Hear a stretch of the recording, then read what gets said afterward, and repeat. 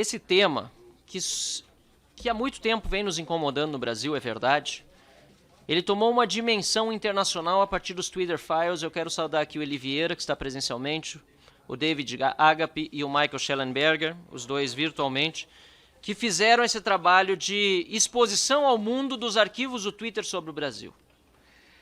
Exposição ao mundo de ordens ilegais, inconstitucionais, de censura, de remoção de posts e de perfis de parlamentares, de jornalistas, de cidadãos, enfim, de brasileiros. Eu, porém, senhor presidente, vou focar aqui, aproveitando também a denúncia feita pelo jornalista Glenn Greenwald, e também quero perguntar desde já ao Glenn se ele autoriza que os documentos apresentados aqui durante a sua fala sejam incorporados a essa audiência pública na ata oficial para que todos nós tenhamos acesso a eles. Faço essa requisição verbal. Eu gostaria de dizer, senhor presidente, que eu fiquei surpreso quando encontrei nos arquivos do Twitter apresentados por Michael Schellenberg, com quem eu tinha estado, aliás, só uma vez no ano passado em Londres, em dezembro, não sabia do trabalho que iam fazer, muito menos que meu nome estaria lá. Tive uma enorme surpresa ao ver que o meu nome figurava nos Twitter Files e que ali havia, portanto, um e-mail interno da coordenação jurídica do então Twitter, hoje X, reclamando das decisões judiciais de Alexandre de Moraes e também a meu respeito.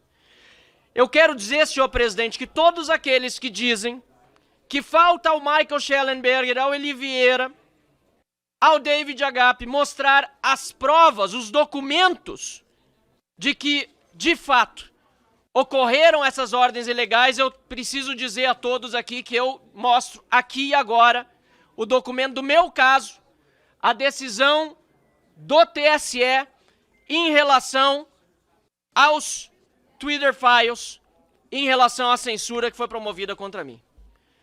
E é importante dizer, senhor presidente, que fecha absolutamente tudo. Porque a direção jurídica do Twitter reclama aqui que recebeu, eu vou ler o e-mail aqui na íntegra, já obviamente traduzindo ao português.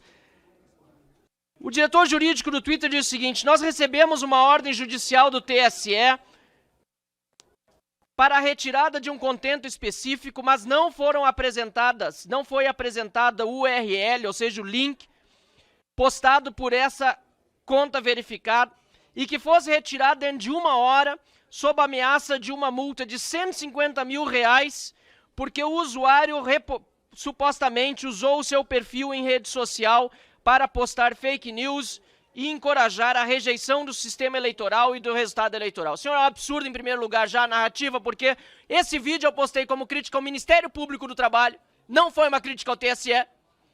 E mais do que isso, foi postado um dia antes da eleição. Como é que poderia questionar os resultados da eleição? Porém, veja bem a narrativa aqui, veja bem o que está escrito e como confere na ordem que recebi do YouTube. E não estou violando aqui, eu quero deixar bem claro também, o sigilo do processo. Essa é outra covardia de Alexandre de Moraes e do TSE, colocar todos os processos sob sigilo. Os advogados que têm acesso ficam receosos, não querem nos passar ou não querem apresentar em público os documentos que comprovam a perseguição, porque violarão o sigilo. É um absurdo, é uma covardia, senhor presidente. Mas aqui não estou ferindo o sigilo do processo, porque vejam bem, eu recebi, delegado Ramage, no meu e-mail institucional, encaminhado ao meu e-mail pessoal, enquanto aguardava voo internacional em Guarulhos, no dia 3 de novembro à noite, um e-mail do YouTube.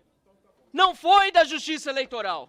Não foi nem do meu advogado, porque eu não tinha advogado constituído. Essa é outra história. Sequer consegui constituí-lo, levou mais de 6 meses até o TSE me permitir a habilitação do advogado na corte.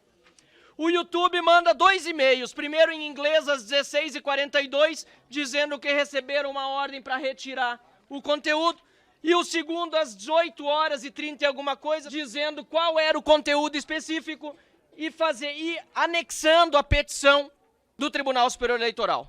Senhor presidente, quando eu abro a decisão, eu leio: trata-se de procedimento iniciado a partir de informação encaminhada pela Assessoria Especial de Enfrentamento à Desinformação. Esse nome só pode ter vindo de um livro de George Orwell. acerca de manifestações públicas realizadas pelo deputado federal eleito Marcel Van Hatten, que atingem a integridade e a normalidade do processo eleitoral, incentivando a realização de captação ilícita de sufrágio por coação e do crime de coação eleitoral. Não vou entrar no mérito, nem importa, mas a eleição não tinha nem acontecido, repito, quando eu postei o vídeo. Como pode que eu estivesse questionando a integridade e a normalidade do processo eleitoral? Pois bem, senhor presidente, a primeira coisa que o Twitter diz, que o advogado do Twitter diz, é que não é apontado o URL, o link do post no Twitter. E não é mesmo. Tem o post no Instagram, tem o post no Facebook, não sei se dá para ver aí, mas isso aqui é o processo original, é petição do TSE. Tem o post no YouTube, tem o post no LinkedIn, mas não tem mais nenhum outro post. Não obstante, no próprio processo, determina-se as plataformas Facebook, Instagram, LinkedIn, YouTube, TikTok, Telegram e Twitter a imediata remoção do conteúdo mencionado, canais e grupos abaixo relacionados, sob pena de multa, hora fixada no valor de R$150 mil. Ou seja, confere a multa que disseram que estavam tendo de pagar se não retirassem o conteúdo que não estava no Twitter. Porque não foi apontado qual era o URL no Twitter e depois colocam todas as redes e colocam só a rede do Twitter, mas não tinha o conteúdo. Eu não postei no Twitter esse conteúdo e pediram para remover do Twitter. Olha como funciona esse complexo industrial, como está sendo dito aqui, de censura. Manda para todas as redes, eles que se virem. E aí, senhor presidente, continuando esse e-mail aqui do Twitter, diz o seguinte: nós respondemos apontando que não havia nenhum URL, um link indicado, portanto, não havia como cumprir a ordem judicial. Como é que vão cumprir uma ordem de retirada de um conteúdo que não foi postado? Segundo, a corte mesmo indicou que o conteúdo não foi compartilhado pelo usuário no Twitter. Ou seja, a corte diz no processo, ou pelo menos não mostra onde foi postado e mesmo assim manda tirar. 3. Que se esse conteúdo tivesse de ser removido, o próprio usuário pode adotar as medidas para removê-lo, porque a conta é verificada e a corte conhece a sua identidade. E é verdade. Por que não pede para eu retirar? Por que não mandam para o usuário e mandam direto para a rede social já fazer a censura? Para não dar direito de defesa. Para que a gente não possa sequer tentar se defender. Quarto ponto. Não há razão para que este processo esteja sob sigilo. E por isso, senhor presidente, também quero informar que estamos entrando com um pedido para levantar o sigilo do meu processo e também já faço aqui solicitação à Credem que solicite que todos os processos tenham os seus sigilos quebrados. Por que estão sob sigilo? Respondo, covardia. Porque querem que aquele que é atingido, não foi o meu caso, mas muitos acabam, infelizmente, ficando com medo, receosos, não queiram mais postar, não queiram mais fazer. E confesso aqui, senhor presidente, isso aqui eu recebi esse e-mail em novembro de 2022 do YouTube, até hoje eu não fiz menção da forma como estou fazendo aqui, porque isso não é sobre mim, isso é sobre os outros.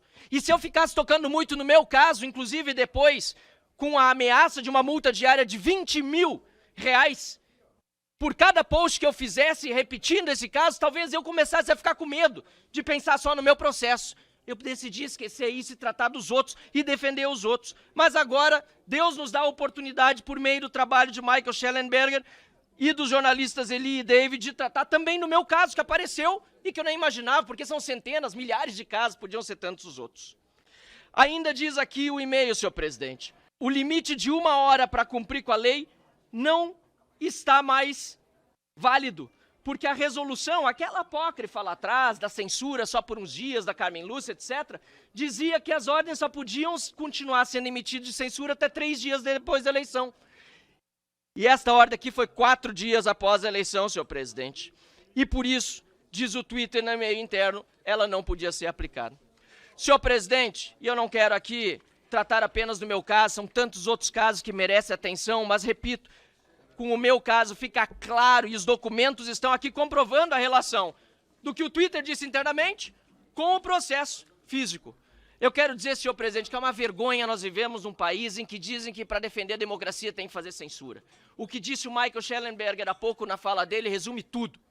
Se você quer democracia, você defende democracia. Se você quer liberdade de expressão, você defende liberdade de expressão. Se você defende a Constituição, você defende a Constituição e não age fora dela.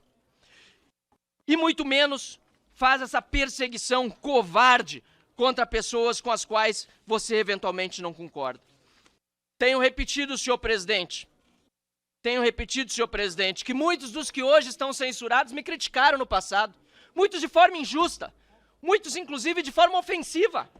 Não obstante, eu defendo o direito deles de continuarem a falar o que pensam, e se eu tiver de me defender, eu uso os meios legais. Não vou ser mais um a utilizar o poder do Estado para perseguir desafetos. Isso deu errado em todo mundo e está dando errado no Brasil.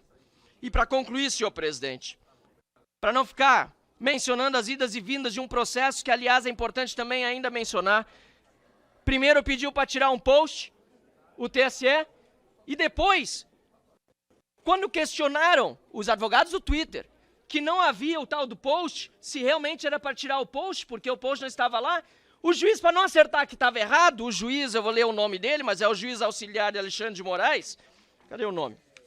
Para não aceitar que estava errado, disse, agora não estou achando aqui, Marco Antônio Martim Vargas, se não me engano foi ele que também deu a decisão posterior, que não, que ele estava certo, na verdade era para tirar a página inteira.